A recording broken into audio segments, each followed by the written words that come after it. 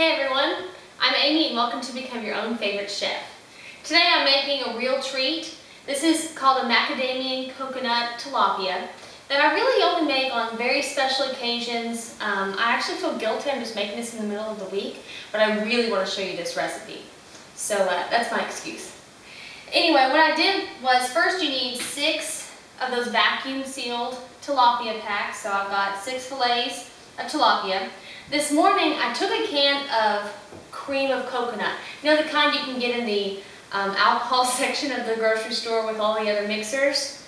It's really sweet, and what that does, as I marinated it all day long in this container here, it just gives the fish an internal sweetness and it makes it very coconutty. It's really delicious. When I first got this recipe, it was actually an idea from Alton Brown. He had a macadamia and coconut fish recipe for mahi-mahi, and I tried it, but it used coconut milk instead of the cream of coconut, and he didn't marinate it, he just kind of brushed it on. And then there's a couple other things that he didn't include that my recipe includes.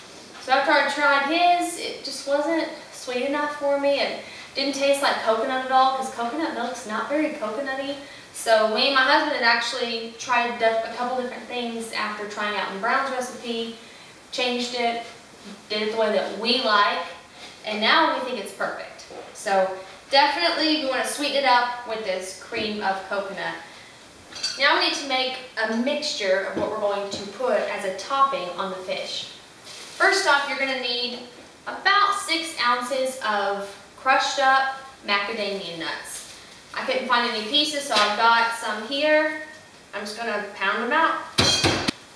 You could use a food processor to grind these up, but I like having different textures. Here, I've crushed them just enough where there is a little bit of dust or powder at the bottom, but there's also a few chunks, so I can actually tell these are macadamia nuts in my recipe. This equals to about 1 1/4 cups once it's crushed. After that, I'm going to add a big pinch, maybe a teaspoon, or yeah, about a teaspoon of salt. This will give it that salty flavor that contrasts so well with the sweet coconut. After that, we need 2 tablespoons of flour. This is going to help bind it. Next, we need a 1/2 cup of panko breadcrumbs. If you've never used panko breadcrumbs, you can get them in the baking section of any store. And they're Japanese breadcrumbs. They're super big and crunchy, and they don't suck up oil very much, so they're perfect for frying things, and they're also perfect in this dish. To that, I'm going to add 1/3 cup of shredded sweetened coconut. Alton didn't have this in his recipe either, but I find that the sweetened coconut really does give that extra coconutty flavor that makes the fish so amazing. After that, to really bind it all, I've got 1/4 cup of melted butter. Stir this all up. Once it's finished, it should be textured enough that it does bind together, but it certainly isn't liquidy. In fact, it kind of crumbles. Go ahead and give it a taste. It's safe. There's no rags or anything.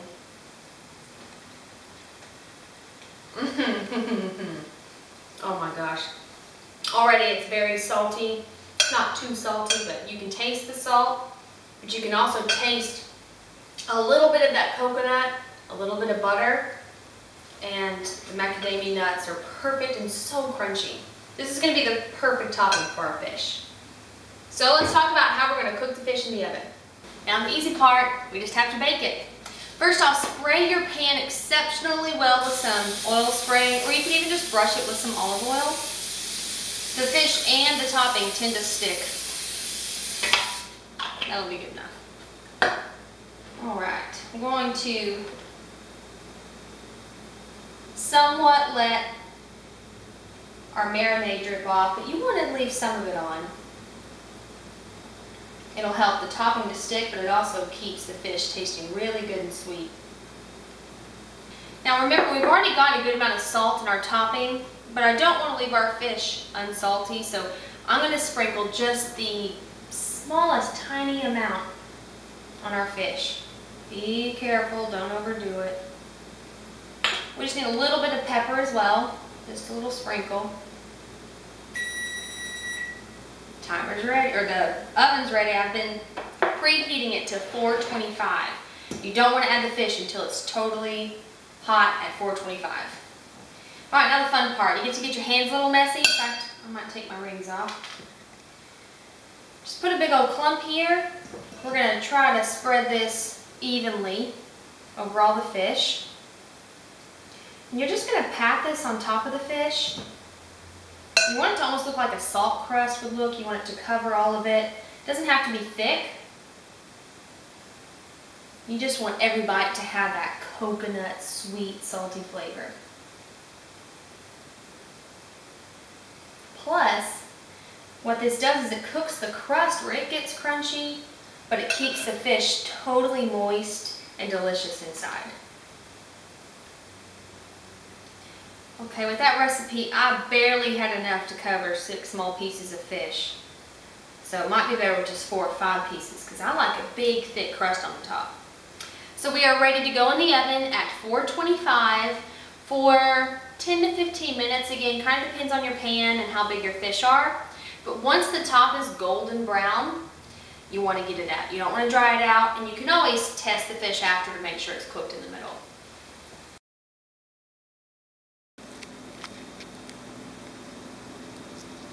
Alright, I ended up cooking it for about 15 minutes, and you can see how brown and perfect it is. When you plate it, make sure that you use a spatula. You don't want any of this to fall apart. There we go. Might miss a couple pieces, but those are good to eat by themselves. Alright. Best part, let's taste. That crust is crunchy on the outside, but that fish is so tender on the inside.